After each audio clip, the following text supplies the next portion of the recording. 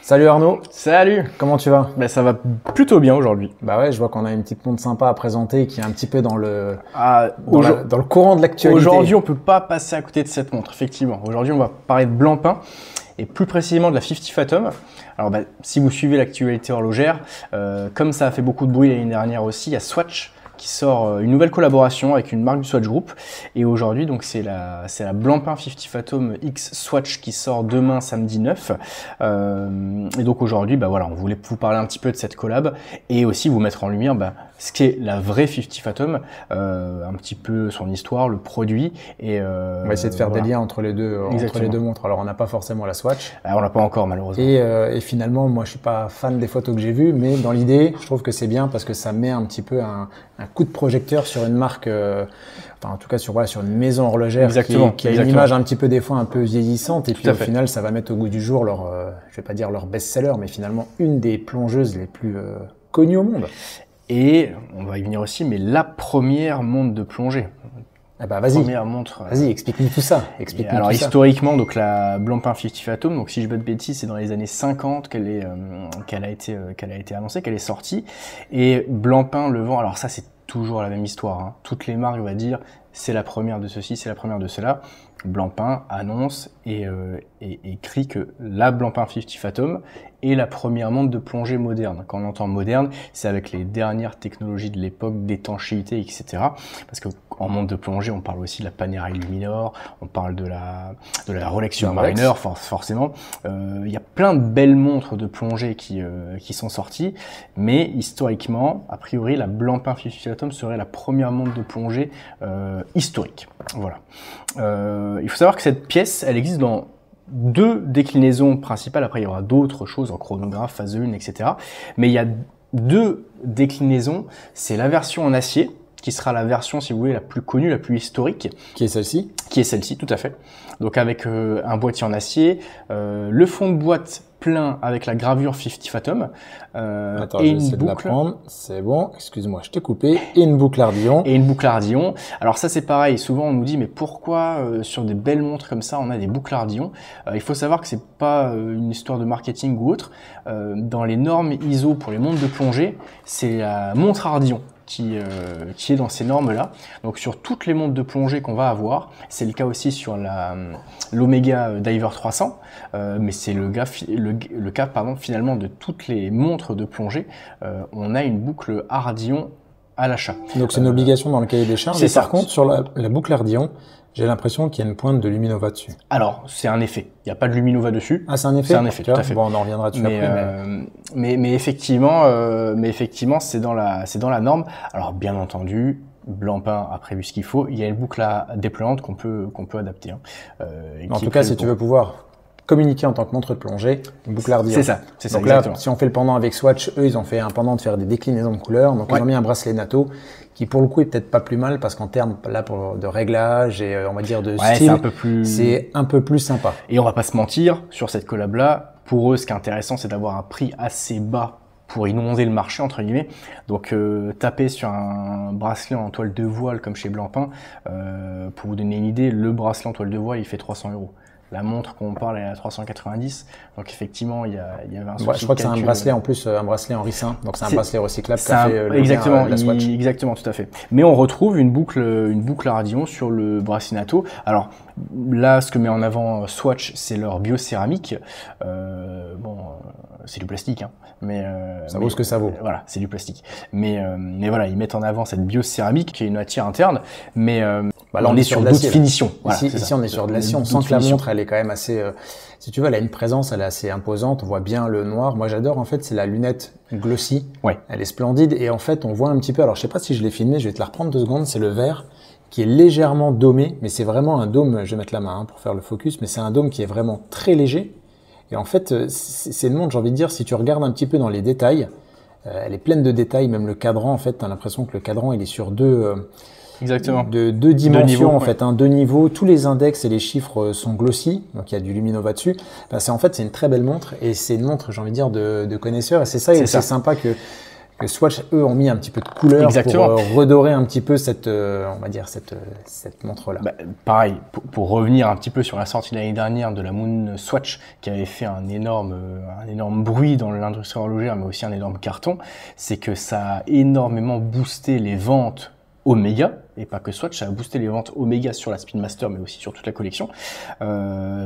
Donc pour le Swatch Group, eux, ben, ils ont vu la machine à cash. Forcément, l'impact de cette collaboration Blancpain Swatch va aussi booster les ventes de Blancpain et de la 50 Fathom qui met en lumière ce modèle-ci. Hein. Sachant qu'on est sur quel prix? Parce que l'Omega, alors tu as fait le pendant, là est-ce qu'on connaît quand même bien quelques caractéristiques, etc. On a fait 6 minutes un petit peu de comparaison rapide, même si on n'y est pas. Juste pour dernière précision, on a montré le fond 50 Fathom gravé sur la Blancpain, alors que sur la Swatch, ils ont fait de la déco avec un espèce de concombre de mer qu'on retrouve dans chaque océan par rapport à la déclinaison.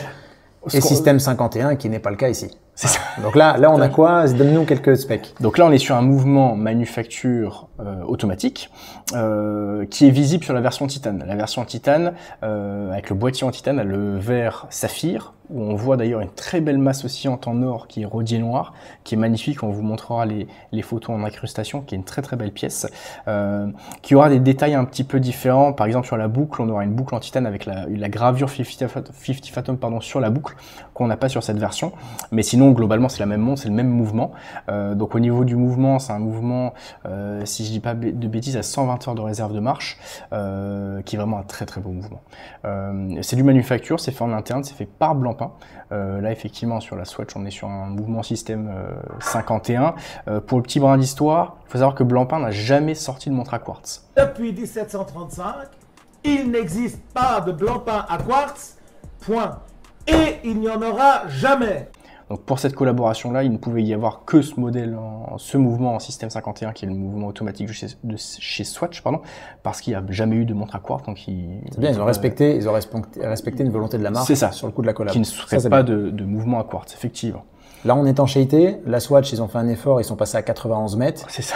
Donc, petit lien, pourquoi 91 mètres? Petit clin d'œil, une montre de plongée, généralement, ça commence à 300 mètres d'étanchéité. Si je dis pas de bêtises, et on va pomper sur le cadran, ouais, c'est ça, c'est 1000 pieds. Donc 300 mètres, 1000 pieds. Là, pour le coup, pour la 50 Fathom Swatch, c'est 300 pieds, 300 feet pour 91 mètres d'étanchéité. Il y a un petit lien marrant. C'est ça, 300 mètres, 300 pieds, effectivement. Là, c'est une question finalement de technique. Hein.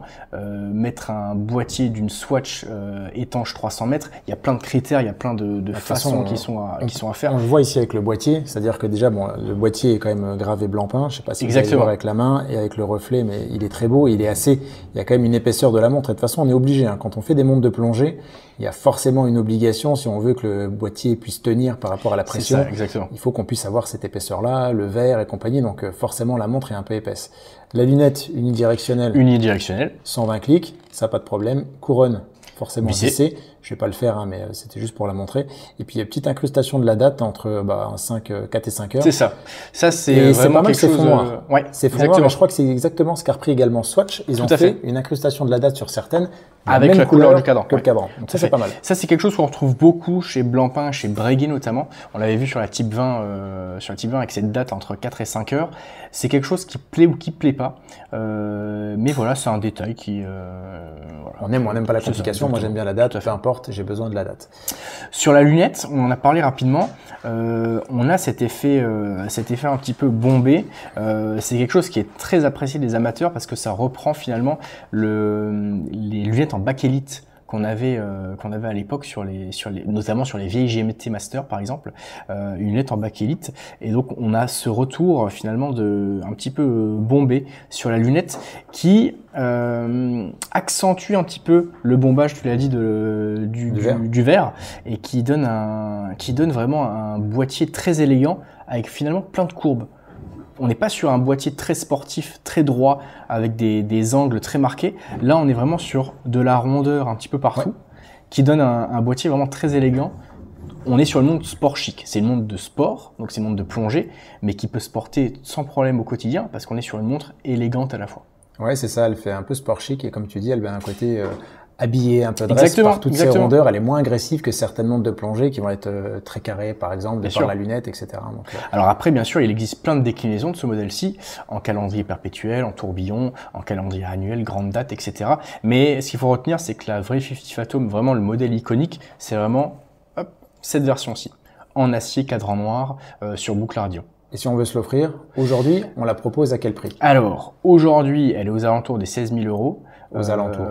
J'ai plus le prix en tête. Voilà, donc aux alentours. On n'est pas loin de 16 000. On n'est pas loin de 16 000. En fait, ça change à peu près tout le temps et malheureusement, ça rechange, je crois, il y a des augmentations chaque année, comme le fait les marques horlogères. C'est pour ça que je préfère pas m'avancer sur le tarif. Oui, parce que quand on tourne la vidéo, le tarif risque de changer. T'as raison.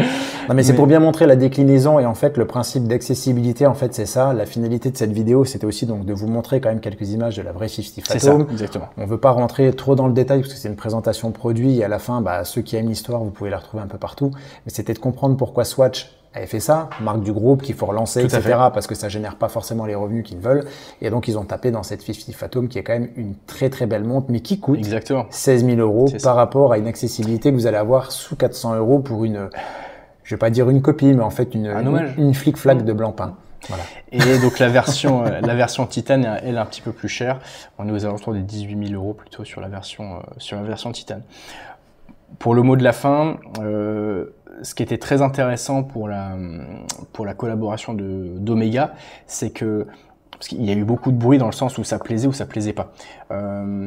Ce qui reste intéressant sur ces collaborations-là, c'est que les personnes qui n'ont pas forcément les moyens de s'acheter une Speedmaster ou une 50 Fathom, déjà peuvent se faire vraiment plaisir avec la version Swatch, ou alors avoir les deux dans sa collection, ou alors un papa qui a vraiment la vraie peut offrir cette Swatch à ses enfants. Ça reste des produits qui sont assez qualitatifs malgré tout. Ça vaut pas plus que le prix annoncé, mais ça reste des produits plutôt qualitatifs. Ouais, je te rejoins sur le point qu'effectivement, si un papa veut la prendre et la mettre à son fils, ça peut être sympa. En tout cas, moi, même si j'aime pas et que je critique, si jamais il y en a peut-être une qui passe, peut-être que je suis combré. En tout cas, je te remercie de l'avoir présenté, Arnaud. C'est vraiment très cool. On la voit pas souvent, celle-ci. En tout cas, en boutique, on l'avait pas aujourd'hui. Elle est venue exclusivement pour nous. En tout cas, Arnaud, je te remercie. Et à tous, écoutez, restez connectés parce que sur la chaîne, il y a des présentations de montres un peu particulières, exclusives et des petites visites de manufactures qui arrivent. Il y a des montres, il y a plein de choses qui arrivent. Il y a plein de choses qui arrivent, ça va être cool. Merci Arnaud, à tous. Salut. À bientôt. Ciao, ciao.